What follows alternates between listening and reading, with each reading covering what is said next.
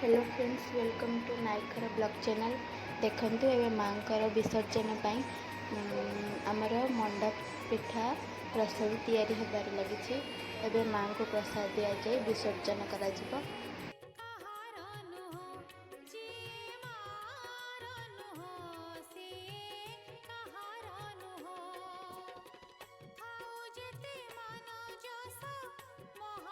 ଏବେ ଦେଖନ୍ତୁ ମାଙ୍କର ବିସର୍ଜନ ପାଇଁ କିଛିଟା ପୂଜା ବିଧି ମାଙ୍କର ଚାଲି ରହିଛି।